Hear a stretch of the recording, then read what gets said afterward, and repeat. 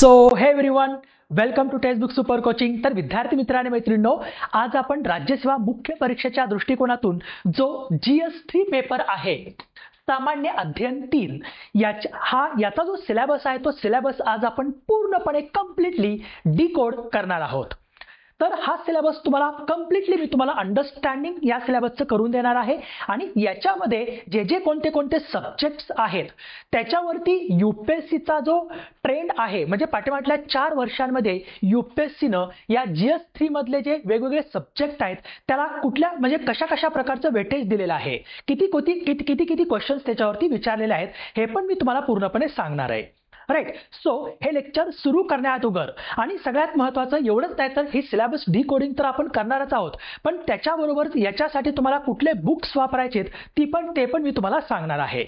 तर शेवटपर्यंत हे लेक्चर बघा आणि तुमच्या मित्रमैत्रिणींना सुद्धा हे लेक्चर शेअर करा, जेणेकरून त्यांना हा पूर्णपणे सिलेबस याच्यामध्ये नेमकं काय करायचं आहे हे तुम्हाला पूर्णपणे समजून येईल. ओके, आणि त्यांना पण समजून येईल. तर हे लेक्चर सुरू करण्याअगोदर आता आपण राज्यसेवा मुख्य परीक्षेच्या दृष्टिकोनातून क्रॅश कोर्स सुरू केलेला आहे. राईट. याच्यामध्ये टोटल 120 तासांचा हा क्रॅश कोर्स आहे, ज्याच्यामध्ये 60 लेक्चर होणार आहेत. याच्यामध्ये तुम्हाला मुख्य परीक्षेची जी तयारी आहे ती तुमची करून घेण्यात येणार आहे. राईट. आन्सर रायटिंग कशी करायची, काही एक्सपेक्टेड क्वेश्चन्स विथ त्याचे मॉडेल आन्सर्स, विथ तुम्हाला विषयांचे जे पॉइंट्स असणार आहेत येणाऱ्या एक्झामसाठी जे महत्त्वाचे पॉइंट्स आहेत ते पॉइंट तुम्हाला पूर्णपणे त्याच्यामध्ये देण्यात येणार आहेत.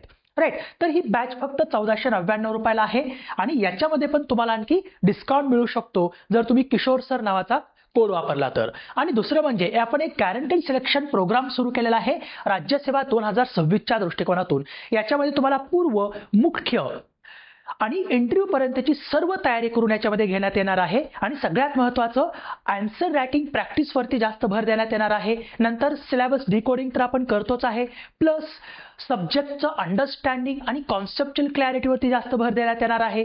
आणि सगळ्यात महत्त्वाचं हा जर प्रोग्राम अंतर्गत तुम्ही कोर्स जॉईन केला तर तुम्हाला डेली मेंटॉरशिप पण मिळणार आहे.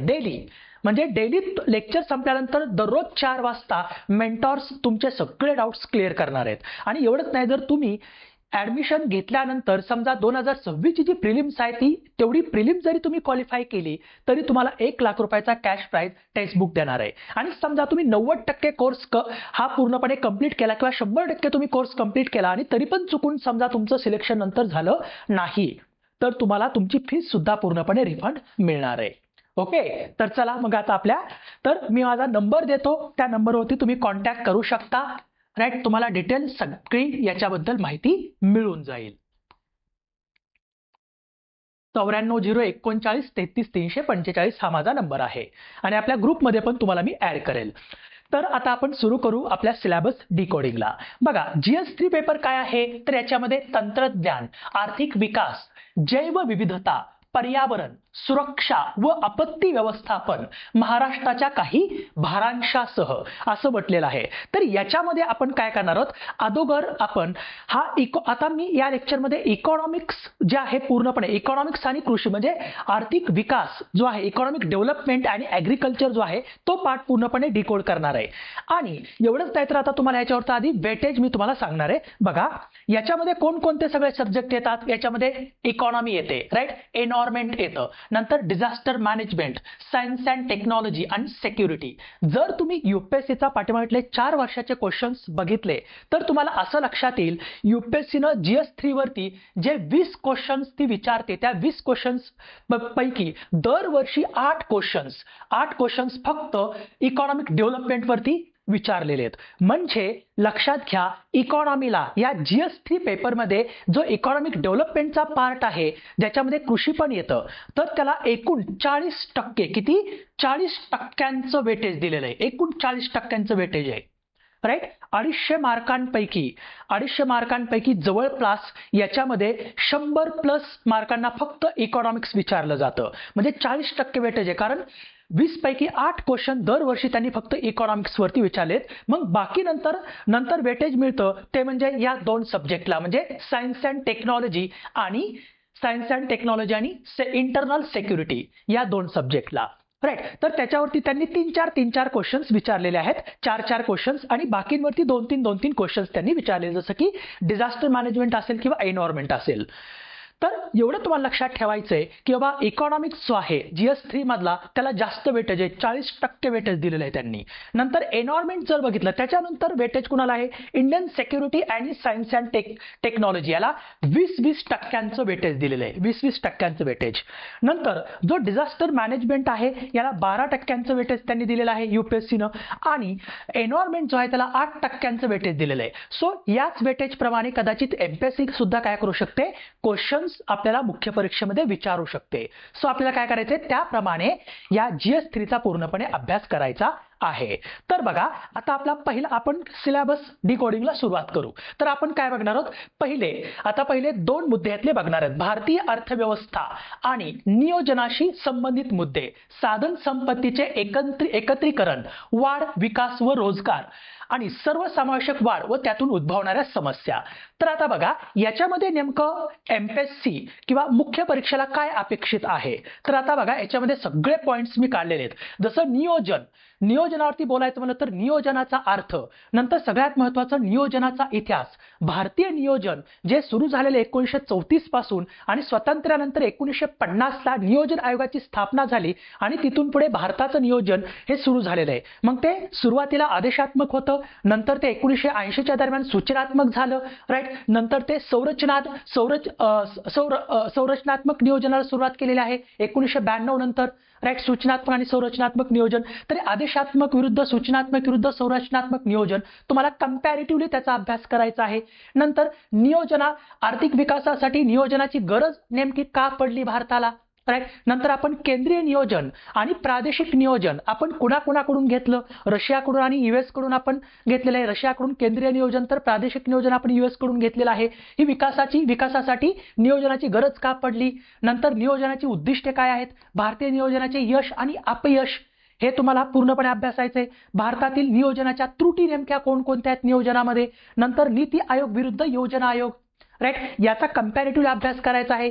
कसं नियोजन आयोग हे केंद्रित मॉडेल होतं, पूर्णपणे कसं टॉप डाऊन मॉडेलवर अप्रोचवर काम करत होतं, परंतु नीती आयोग हे बॉटम अप मॉडेल आहे, राईट. त्याच्यामध्ये जे काय म्हणतात आपलं कोऑपरेटिव्ह फेडरलिझमवरती काम करतं. सो तुम्हाला हे पूर्णपणे काय करायचं, व्यवस्थित अभ्यासायचं आहे. त्याच्यासाठी कोणतं पुस्तक वापरायचं तेही सांगतो मी तुम्हाला. नंतर जो संसाधनांचे एकत्रीकरण, मोबिलायझेशन ऑफ रिसोर्सेस जो पॉईंट दिलेला आहे त्याच्यामध्ये तुम्हाला काय अपेक्षित आहे MPSCला, तर संसाधनांचे प्रकार, आर्थिक, मानवी आणि नैसर्गिक प्रकार. नंतर संसाधनांच्या एकत्रीकरणाची भारतामध्ये का गरज पडली. नंतर बचत आणि गुंतवणुकीच्या केंद्र सरकारच्या किंवा राज्य सरकारच्या ज्या भूमिका आहेत त्या. नंतर सरकारी संसाधने म्हणजे कुठलं, त्याच्यामध्ये राजकोषीय आणि चलनविषयक धोरण तुम्हाला चांगला अभ्यासायचं आहे. मग त्याच्यामध्ये सरकारी संसाधनांमध्ये कर महसूल आणि करेत्तर महसूल, जे बिगर कर संसाधन आहेत ते आपल्याला पूर्णपणे अभ्यासायचे आहेत, राईट. म्हणजे पूर्णपणे टॅक्सेशन पूर्णपणे अभ्यासायचे त्याच्यामध्ये. नंतर बँकिंग सेक्टर आणि नॉन बँकिंग फायनान्शियल इन्स्टिट्यूशन्स अभ्यासायचे आहेत. नंतर त्याच्यामध्ये पण नाणे बाजार आणि भांडवली बाजार पूर्णपणे अभ्यासायचा आहे.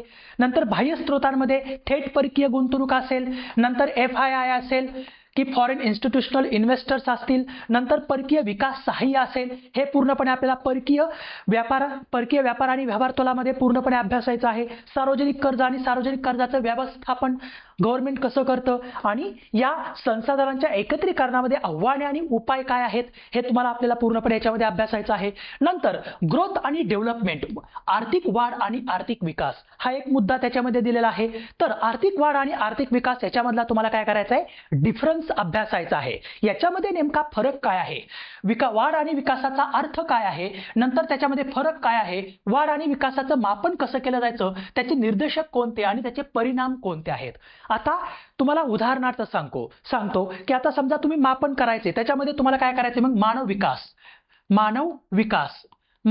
विकास याच्यामध्ये मग तुम्हाला आर्थिक विकासामध्ये कशा कशाचा अभ्यास करायचा, जसं की HDI ह्युमन डेव्हलपमेंट इंडेक्स असेल, नंतर inequality index, gender inequality index असेल, IHDI असेल, इनइक्वालिटी ॲडजस्ट HDI असेल, किंवा जेंडर डेव्हलपमेंट इंडेक्स असेल, जेंडर बेस्ड डेव्हलपमेंट इंडेक्स असेल. बाकी हे सगळे जे मानव विकासाचे निर्देशांक आहेत ते तुम्हाला इथं काय करायचे, वापरायचे. तर म्हणजे इथं तुम्हाला अभ्यासायचे आहेत. आणि एवढंच नाही तर भारतामध्ये मानव विकासासाठी ज्या योजना भारत करत आहे किंवा मानव विकासासाठी कोणकोणते प्रयत्न करत आहे. आता इव्हन या वर्षी त्यांनी मानव विकासावरती एक प्रश्न विचारलेला आहे. 2024 म्हणजे 2025 जी मेन्स झाली UPSCची, त्याच्यावरती त्यांनी प्रश्न विचारलेला आहे. तर तुम्हाला काय करायचंय, अभ्यास करताना UPSCनं जे पाठीमागच्या इयरमध्ये विचारलेले क्वेश्चन्स आहेत ते नेमके त्यांनी कसे क्वेश्चन्स विचारलेत हे पण तुम्हाला काय करायचंय, बघायचंय, जेणेकरून तुम्हाला कळेल की नेमकं आपल्याला अभ्यास काय करायचा आहे आणि कशा पद्धतीने करायचा आहे. नंतर आर्थिक वाढ आणि विकासाचे महत्व, मर्यादा, नंतर जॉबलेस ग्रोथ काय आहे, संतुलित आणि असंतुलित वाढ काय असते याचा अभ्यास करायचा आहे. विकासाच्या दृष्टिकोनामध्ये तुम्हाला काय करायचंय, अर्थव्यवस्थेचे सगळे प्रकार करायचे. तर बाजार आधारित दृष्टिकोन म्हणजे बाजार अर्थव्यवस्था काय आहे, त्याचा उगम कसा झाला, राईट, त्याची त्याचे गुण दोष काय आहेत, त्याचे फीचर्स काय आहेत, राज्याची भूमिका किंवा नियोजित दृष्टिकोन, राज्य अर्थव्यवस्था आणि नियोजित अर्थव्यवस्था काय आहे, नंतर मिश्र अर्थव्यवस्था काय आहे, त्याचे गुणदोष काय आहेत, त्याचे फीचर्स काय आहेत, राईट, त्याचा उगम कसा झाला, हे सगळं तुम्हाला काय करायचंय, कंपॅरेटिव्हली अभ्यासायचं आहे. नंतर वाढ आणि विकास याच्यामधली आव्हाने नेमकी कोणकोणती आहेत, तर याच्यावरती काय करायचं, शॉर्ट नोट्स तयार करून ठेवायच्या. नंतर एम्प्लॉयमेंट, रोजगाराच्या बाबतीत काय करायचंय, बेरोजगारी आणि रोजगार याच्या ज्या संबंधित सगळ्या संकल्पना आहेत याचा अभ्यास करायचा आहे. जसं की ग्रामीण विरुद्ध शहरी रोजगार, औपचारिक विरुद्ध अनौपचारिक, नंतर रोजगाराशी संबंधित सगळ्या संज्ञा, मग त्याच्यामध्ये कामगार सहभागिता दर आला, रोजगार दर आला, कार्यक्षम वयोगटाची लोकसंख्या भारतातली आली, नंतर रोजगार क्षेत्रनिहाय वितरण तुम्हाला पूर्णपणे अभ्यासायचं आहे. नंतर बेरोजगारीमध्ये त्याचे प्रकार, कारणे, मोजमाप, NSSO कसं मोजमाप करतं, त्या 3 पद्धती कुठल्या कुठल्या आहेत हे सगळं तुम्हाला काय करायचंय, कंपॅरेटिव्हली अभ्यासायचं आहे. कामगार संरचनेतील बदल आपल्या भारतामध्ये कसे होत आहेत, कामगार चळवळ असेल, कामगार कायदे असतील, रोजगार निर्मितीसाठी सरकार कोणकोणते उपक्रम करते, कोणकोणत्या योजना राबवते, जसं MG नरेगा योजना असेल किंवा विविध रोजगाराच्या योजना असतील, त्या सगळ्या योजना तुम्हाला करायच्या. तर सर्वसमावेशक वाढ आणि त्यातून उद्भवणाऱ्या समस्या. आता सर्वसमावेशक वाढीसाठी ही जी कॉन्सेप्ट आहे ती 12व्या पंचवार्षिक योजनेमध्ये डिटेल दिलेली आहे. तर ती तुम्हाला व्यवस्थित अभ्यासायची की सर्वसमावेशक वाढ म्हणजे काय, वाढीचे घटक कोणते, वाढीची गरज, वाढीचे निर्देशक कोणकोणते आहेत. आता इथं इन्क्लुझिव्ह ग्रोथ किंवा इन्क्लुझिव्हनेस ही कॉन्सेप्टच वेगळी आहे, ती तुम्हाला डिटेल अभ्यासायची आहे. भारतात सर्वसमावेशक वाढ साध्य करण्यातील आव्हाने कोणकोणते आहेत आणि 12व्या पंचवार्षिक योजनेमध्ये योजना आणि सर्वसमावेशक वाढीसाठी काय काय पावलं उचलली गेली हे तुम्हाला काय करायचं, इथं अभ्यासायचं आहे. नंतर पुढचा मुद्दा बघू आपण. आता आपण केलं. आता सरकारी अर्थसंकल्पामध्ये काय काय अभ्यासायचं, इथं सरकारी अर्थसंकल्प दिलाय.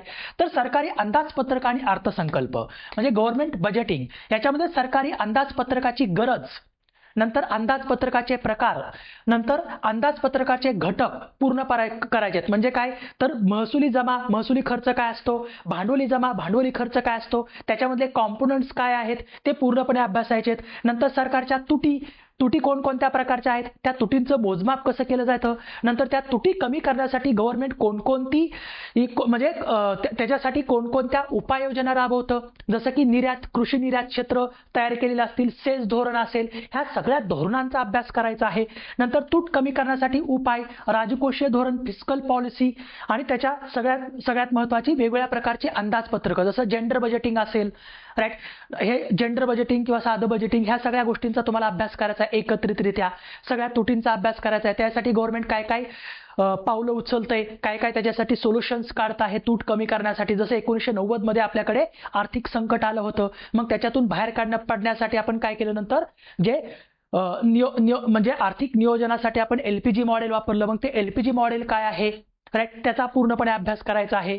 नंतर आता पुढे जाऊ आपण. आता पुढे आपण कृषीचा भाग थोडा वगळू, कृषी आपण पुढे बघू. आता आपण आधी आपण हे बघू, भारतातील जमीन सुधारणा, अर्थव्यवस्थेवर उदारीकरणाचे परिणाम, औद्योगिक धोरणातील बदल, औद्योगिक विकासावर त्याचे परिणाम काय आहेत, नंतर पायाभूत सुविधा आणि गुंतवणूक प्रतिमाने. आता याच्यामध्ये नेमकं काय काय विचारलं जातं बघा. आता जर आपण बघितलं भारतातील जमीन सुधारणा, बघा ह्याच्यावरती पूर्व परीक्षेमध्ये पण आजकाल एमपीएससी क्वेश्चन विचारते, राईट. तर त्याच्यामध्ये जमीन सुधारण्याची कारणे, तर्कसंगतता, म्हणजे रॅशनल फॉर लँड रिफॉर्म्स जे आपल्या भारतामध्ये झाले, म्हणजे स्वातंत्र्यापासून किंवा स्वातंत्र्याच्या अगोदर ब्रिटिशांपासून जे झाले किंवा नंतर स्वातंत्र्यानंतर जे लँड रिफॉर्म्स केले गेले ते सगळे तुम्हाला अभ्यासायचे आहेत. नंतर त्यासाठी कुळ कायदा वगैरे असेल, वेगवेगळे कायदे, 1971चा एक कायदा असेल, तर ते लँड रिफॉर्म्स लॉज वगैरे तुम्हाला ते अभ्यासायचे आहेत. नंतर जमीन सुधारण्याचे घटक, नंतर जमीन सुधारण्याचा प्रभाव कसा पडलेला आहे, राईट. त्याच्यामध्ये पूर्णपणे गव्हर्नमेंटला यश अपयश पूर्णपणे तुम्हाला अभ्यासायचं आहे. जमीन सुधारणा अंमलबजावणीतील येणाऱ्या समस्या असतील, नंतर जमीन सुधारणाचं यश अपयश, अलीकडील आता उपक्रम, जसं की आता वेगवेगळ्या पायाभूत सुविधांचा विकास करण्यासाठी जमिनी ॲक्वायर कराव्या लागतात. मग ॲक्वायर करण्यासाठी जी आपण त्याला जमीन संपादन म्हणतो, मग काही लोकांचं पुनर्वसन करावं लागतं, पुनर्स्थापना कायदा करावा लागतो. सो त्याच्यासाठी मग त्याच्यातील येणारे अडथळे, आव्हाने, ह्याचा सगळा तुम्हाला काय करायचा, अभ्यास करायचा आहे. नंतर अर्थव्यवस्थेवर उदारीकरणाचे परिणाम, जसं की आपण इकॉनॉमिक लिबरलायझेशन आपण 1990 नंतर सुरू केलं, राईट. आर्थिक उदारीकरणाचं धोरण आपण राबवलं, कारण आपल्याकडे आर्थिक संकट आलं होतं, व्यवहार तोलाचं संकट आलं होतं, म्हणून आपण काय केलं, मग उदारीकरणाला आर्थिक उदारीकरणाला सुरुवात केली होती. मग ह्या उदारीकरणाचे टप्पे तुम्हाला अभ्यासायचे आहेत, फेजेस ऑफ लिबरलायझेशन. नंतर याच्यामधले विविध क्षेत्रांवरील लिबरलायझेशनचा परिणाम काय झालेला आहे, म्हणजे जे एलपीजी मॉडेल आहे ते पूर्णपणे तुम्हाला अभ्यासायचं आहे. औद्योगिक धोरणातील बदल आणि औद्योगिक वृद्धीवरील त्याचा परिणाम, आता हा एक पॉइंट दिलेला आहे. मग याच्यामध्ये काय करायचं आहे, तर स्वातंत्र्यानंतर जी औद्योगिक धोरणं सुरू झाली, राईट, त्या औद्योगिक धोरणांमध्ये उद्योग आणि उद्योगाशी रिलेटेड औद्योगिक धोरणे कसे चेंज होत गेली. मग त्याच्यामध्ये तुम्हाला सगळ्यात महत्त्वाचं 1991 पूर्वीची औद्योगिक धोरणे, मग त्याच्यामध्ये 1948 1956चं औद्योगिक धोरण, त्याच्यामध्ये कोणते रिस्ट्रिक्शन्स टाकण्यात आले, नंतर मग हळूहळू कसं उदारीकरण स्वीकारण्यात आलं, आणि नंतर 1991ला जे नवीन औद्योगिक धोरण आलं, ते नवीन औद्योगिक धोरण इंडस्ट्रियल पॉलिसी आफ्टर 1991, हे याच्यामधले जे टप्पे आहेत ते तुम्हाला टप्पे अभ्यासायचे आहेत, राईट. नंतर औद्योगिक वृद्धीचे टप्पे असतील, ते सांगितलं मी तुम्हाला आता. आर्थिक सुधारणा, आर्थिक परिणाम आणि यातील संबंध, औद्योगिक धोरणांची कमतरता, नंतर औद्योगिक धोरणाचं यश अपयश, राष्ट्रीय उत्पादन धोरण असेल, नॅशनल मॅन्युफॅक्चरिंग पॉलिसी असेल, सेस धोरण असेल, मेक इन इंडिया असेल, हे भारत शासनाने वेगवेगळी जी धोरणं सुरू केली आहेत त्याचा तर तुम्हाला रिलेटेड अभ्यास करायचाच आहे. आणि सगळ्यात महत्त्वाचं आणखी एक गोष्ट लक्षात ठेवा, इकॉनॉमिक्सचा अभ्यास करण्यासाठी करंट अफेअर्स तुम्हाला खूप चांगल्या पद्धतीने अभ्यासावं लागणार आहे. कारण लक्षात घ्या, इथं तुम्हाला ही जी थेरॉटिकल पार्ट आहे, हा थेरॉटिकल पार्ट तर सगळा अभ्यासायचाच आहे, परंतु करंट अफेअर्स ओरिएंटेड क्वेश्चन जास्त असतात. म्हणजे 70-30 असं वेटेज दिलं जातं किंवा 60-40 वेटेज असते याच्यामध्ये. म्हणजे तुम्हाला करंट बेस्ड क्वेश्चन 60% इकॉनॉमिक्समध्ये विचारले जातात आणि 40 किंवा 30% हे क्वेश्चन्स तुमचे स्टॅटिक लेवल असतात. सो त्याच्यामुळे तुम्हाला काय करायचं आहे, इकॉनॉमिक्सचा अभ्यास करताना करंट वरती पण जास्त भर द्यायचा आहे आणि करंटचा अभ्यास करताना कंपॅरेटिव्ह अभ्यास करायचा आहे. म्हणजे प्रत्येक तुम्ही करंटचा अभ्यास करताना हा जो आपला सिलेबस दिलेला आहे त्या सिलेबस बरोबर तुम्हाला ते प्रत्येक वेळी लिंक करायचं आहे.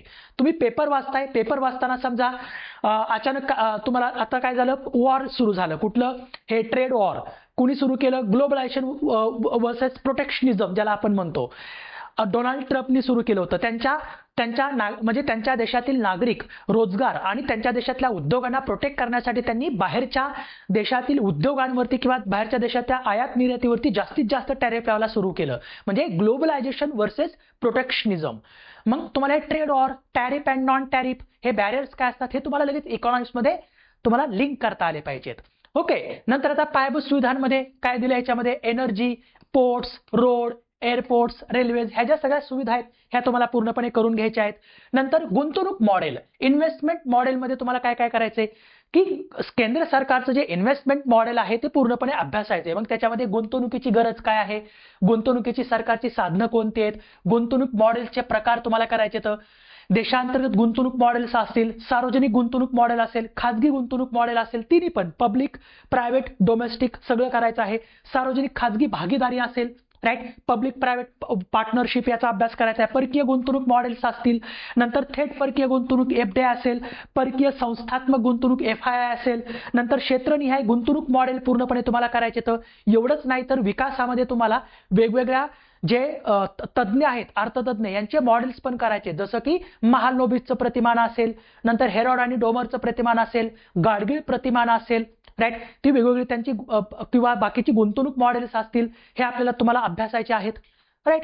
आता पुढे आपण काय करू, आता कृषीकडे जाऊ. आता हे दिले बघा, देशाच्या विविध भागातील मुख्य पिके, पीक पद्धती, विविध प्रकारचे सिंचन पद्धती, साठवण, शेती उत्पादनांची वाहतूक, विपणन, मर्यादा, संबंधित अडचणी, सहाय्यासाठी ई तंत्रज्ञान, ई टेक्नॉलॉजी, नंतर प्रत्यक्ष आणि अप्रत्यक्ष शेती अनुदान, किमान आधारभूत किंमत, संबंधित मुद्दे, सार्वजनिक वितरण प्रणाली, उद्दिष्टे, कार्यप्रणाली, हे सगळं याच्यामध्ये दिले. नंतर भारतातील अन्न प्रक्रिया, नंतर संबंधित उद्योग, व्याप्ती, महत्व, स्थान, प्रतिवाह, अनुवाह, आवश्यकता, पुरवठा साखळी व्यवस्थापन. नंतर याच्यामध्ये अन्न सुरक्षासाठी गव्हर्नमेंट काय काय पावलं उचलतंय, जसं की राष्ट्रीय अन्न सुरक्षा कायदा असेल, राईट, त्यासाठी अन्न सुरक्षा कायदा केलेला आहे. पशुपालनाचं अर्थशास्त्र असेल, तंत्रज्ञान मोहीम असेल, या सगळ्या गोष्टी. आता त्याला जर आपण डिकोड केलं तर देशाच्या विविध भागातील प्रमुख पिकांच्या पीक पद्धतीमध्ये तुम्हाला काय काय अभ्यासायचंय, तर क्रॉपिंग सिस्टम जी आहे इंडियातली, ती क्रॉपिंग सिस्टम तुम्हाला पूर्णपणे अभ्यासायची आहे. आणि हे इकॉनॉमिकली दृष्टिकोनातून अभ्यासायची आहे तुम्हाला, जिओग्राफिकली नाही.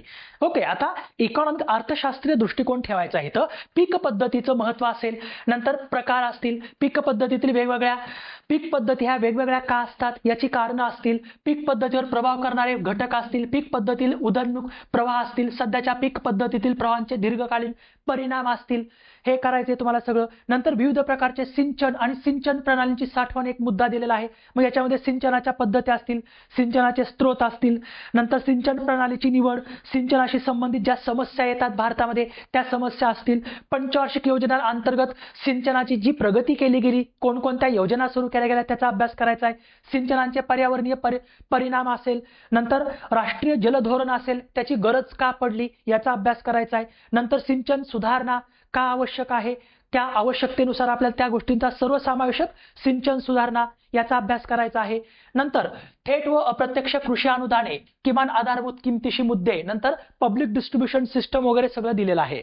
तर त्याच्यामध्ये काय करायचं आपल्याला, कृषी मूल्य निर्धारण धोरण काय आहे, नंतर अनुदानाची तर्कसंगतता, अनुदानाचे प्रकार, अनुदानाची भारतामध्ये का गरज आहे, त्याच्या हे सगळं आपल्याला आजूबाजूच्या सगळ्या गोष्टी अभ्यासायच्या आहेत. नंतर सगळ्यात महत्त्वाचं कृषी संदर्भातले जे WTO मधले जे संघर्ष आहेत, WTO अंतर्गत जे करार करण्यात आले आहेत, वेगवेगळे कृषी करार असेल किंवा इतर आयात निर्यात करार असेल, वेगवेगळे WTO अंतर्गत जे करार करण्यात आलेले आहेत ते करार मल्टीलॅटरल असतील किंवा प्लुरिलॅटरल करार असतील, ॲग्रीमेंट असतील, ते ॲग्रीमेंट सगळे आपल्याला अभ्यासायचे आहेत. राईट. त्याच्यामध्ये भारताची भूमिका काय आहे, राईट. नंतर विकसित राष्ट्रांची भूमिका काय आहे हे सगळं आपल्याला अभ्यासायचं आहे. अनुदानांचे परिणामकारकता, व्याप्ती, समस्या याचा अभ्यास करायचा आहे.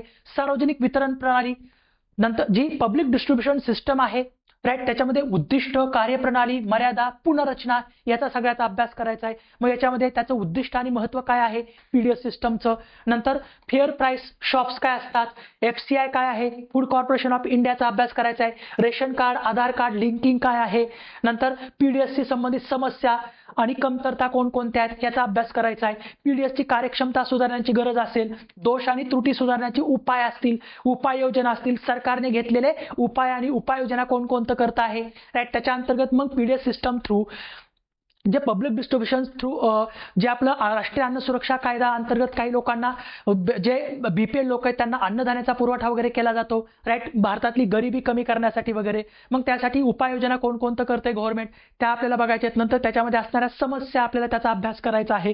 नंतर बफर स्टॉक आणि अन्न सुरक्षेशी संबंधित मुद्दे, तेच बघा सांगितलं मी तुम्हाला. बफर स्टॉक काय असतो, त्याची उद्दिष्टे, भारतातील निकष काय आहेत, नंतर सरकारी खरेदी आणि वितरणाचा परिणाम काय होतो मार्केटवरती, तो अभ्यासायचा आहे. अन्न सुरक्षेची का गरज आहे भारतामध्ये हे तुम्हाला अभ्यासायचे. अन्न सुरक्षा कायदा असेल तो अभ्यासायचा आहे. नंतर NFSM असेल किंवा अन्न सुरक्षेविषयी संबंधित जे सरकारी उपक्रम असतील त्या वेगवेगळ्या उपक्रमांचा आपल्याला अभ्यास करायचा आहे. ओके. नंतर भारतातील अन्न प्रक्रिया आणि संबंधित उद्योग, याच्यामध्ये भारतातील जो अन्न प्रक्रिया त्याचा व्याप आणि क्षमता काय आहे तो अभ्यासायचा आहे. नंतर तुम्हाला विविध क्रॉपिंग सिस्टम, जसं की आता अन्न प्रक्रिया उद्योग, जसं आपण याच्यामध्ये गेलं तर त्यासाठी कृषी निर्यात क्षेत्र वगैरे सुरू केलेले आहेत. जसं आपण नागपूरकडे गेलो तिथं संत्रा जास्त पिकतं, मग संत्रा प्रक्रिया उद्योग. जसं आपण उत्तर महाराष्ट्रामध्ये गेलो जळगाव वगैरे, तिथं केळी, टोमॅटो, तिथं प्रक्रिया उद्योग सुरू झालेले आहेत. मग हे प्रक्रिया उद्योग तिथंच का स्थापन झाले आहेत वगैरे, नाही तो पूर्णपणे अभ्यास करायचा आहे. महत्व, त्याचं स्थान, त्यातील अडचणी आणि आव्हाने काय काय आहेत या उद्योगांमध्ये तो तुम्हाला अभ्यासायचा आहे. नंतर अपस्ट्रीम आणि डाऊनस्ट्रीम आवश्यकता काय आहे ते आपल्याला अभ्यासायचं आहे. पुरवठा साखळी व्यवस्थापन असेल, सरकारी धोरण आणि उपक्रम असतील, हे पूर्णपणे आपल्याला अभ्यासायचं आहे. येथे लक्षात तुम्हाला तर या सगळ्या गोष्टींचा अभ्यास काय करायचा आपल्याला, तर या इकॉनॉमिक्स जो आहे पूर्णपणे या इकॉनॉमिक्स मध्ये करायचा आहे. तर एनिट बघा, तुम्हाला मी बऱ्यापैकी सगळं डिकोडिंग करून सांगितलेलं आहे. एवढंच नाही तर अर्थशास्त्राच्या कॉन्सेप्ट, नंतर वेगवेगळे मॉडेल्स, नंतर वेगवेगळ्या अर्थतज्ञांची मतं, त्यांचे मॉडेल्स असतील, त्या सगळ्यांचा आपल्याला अभ्यास एकत्रित करायचा आणि करंट अफेअर्सवरती जास्त भर द्यायचा आहे. करंट रिलेटेड गोष्टी तुम्हाला चांगल्या करायच्या आहेत. येथे लक्षात तर मी सगळे हे मुद्दे स्वतःहून काढले होते, ज्याच्यामुळे तुम्हाला काय होईल, आणखी इकॉनॉमिक्सचा अभ्यास करण्यासाठी सोपं होईल. तर आता हे जे GS3 आहे, GS3 मधला जो इकॉनॉमिक डेव्हलपमेंट नावाचा पार्ट आहे, इकॉनॉमिक डेव्हलपमेंट आणि ऍग्रिकल्चर वगैरे, तर त्याच्यासाठी तुम्हाला काय करायचं आहे बेसिक. तर तुम्हाला जर तुम्ही आता सुरुवात केली असेल तर 11वी-12वीचं स्टेट बोर्ड व्यवस्थित वाचा, किंवा तुम्ही जर NCERT साठी फेवरेबल असाल तर NCERT 11th आणि 12th स्टँडर्डचं NCERT करा. राईट, तर हे खूप महत्वाचं आहे. नंतर हे केल्यानंतर तुम्हाला काय करायचंय, रमेश सिंग सरांचं इंडियन इकॉनॉमीचं पुस्तक घ्यायचंय, जे इंग्लिश आणि मराठी दोन्हीमध्ये उपलब्ध आहे. आणि सिलेबस वाईज त्यातून काय करायचा, अभ्यास करायचा आहे. सगळं वाचायचं नाही बरं का, सिलेबस वाईज जो सिलेबस मध्ये दिलंय ना त्या सिलेबस वाईज तुम्हाला अभ्यास करायचा आहे. इव्हन मी तर सांगेल सगळंच वाचा, कारण ते सगळंच गरजेचं आहे, कारण ते त्याच सिलेबस वाईज त्यांनी बनवलेलं आहे. सो हे रमेश सिंग सरांचं पुस्तक करा आणि त्याच्याबरोबर देसले सरांची दोन्ही पुस्तकं, दीपस्तंभ प्रकाशनची दोन्ही भाग 1 आणि भाग 2, किंवा रंजन कोळंबे सरांचं भारतीय अर्थव्यवस्था. राईट, आणि हे करत असताना, अभ्यास करत असताना तुम्हाला काय करायचंय, प्रिव्हियस इयर क्वेश्चन पेपर्स, मग ते पूर्व परीक्षेच्या असतील किंवा मुख्य परीक्षा डिस्क्रिप्टिव्ह पॅटर्नच्या असतील, तर ते काय करायचे, तुम्हाला डोळ्यासमोर ठेवूनच तुम्हाला काय करायचंय, याचा अभ्यास करायचा आहे. म्हणजे तुम्हाला कळेल नेमकं की मुख्य परीक्षेला हे क्वेश्चन कसं विचारतायत आणि पूर्व परीक्षेला क्वेश्चन्स कसे विचारतायत आणि आपल्याला नेमका अभ्यास कसा करायचा आहे. येथे लक्षात तर या सगळ्या गोष्टी तुम्हाला काय करायच्या आहेत, तर या GS3 मध्ये करायच्या आहेत. आणि तुम्हाला मी आता सांगितले की या GS3 पेपरमध्ये इकॉनॉमिक्सला त्यांनी 40% वेटेज दिलेलं आहे. MPSC सुद्धा तेवढंच वेटेज देऊ शकते जेवढं UPSC ने वेटेज दिलेलं आहे. ओके, तर एनी टाइम हा आपला GSP प्रोग्राम पण तुम्ही जॉईन करू शकता, किंवा माझा नंबर पण तुमच्याकडे आहे. एनी टाइम तुम्हाला काहीही याच्याबद्दल काही डाऊट्स वगैरे असतील तर तुम्ही विचारू शकता, किंवा आपला कोर्स जॉईन करायचा असेल तरी तुम्ही याच्यावरती नंबरवरती मला मेसेज करू शकता, कॉल करू शकता, किंवा आपला ग्रुप जॉईन करायचा असेल तर मेसेज किंवा कॉल करू शकता. ओके, सो मग आय होप की तुम्हाला हे सिलेबस पूर्णपणे समजला असेल. नसेल, आता ज्यावेळेस तुम्ही अभ्यास करायला घेताल त्यावेळेस आणखी खूप चांगल्या पद्धतीनं समजून येईल. राईट, फक्त आता तुम्हाला मी डिकोडिंग करून दिलेला आहे हा सिलेबस. सो आय होप की तुम्हाला समजलं असेल. आणि हो, दररोज 7 वाजता, दररोज 7 PM ला, रात्री 7 PM ला आपण इकॉनॉमिक्सचे सेशन्स घेतो याच चॅनलवरती. तर डेली तुम्ही काय करत जावा, तिथं 7 PM ला येत जावा. आपण डेली तिथे 1 तास आपलं इकॉनॉमिक्सचं सेशन असतं, जे फ्री असतं सर्वांसाठी. तर ते तुम्ही जॉईन करा. सो थँक्यू सो मच, आणि तुम्हाला अभ्यासासाठी खूप खूप शुभेच्छा. सो धन्यवाद.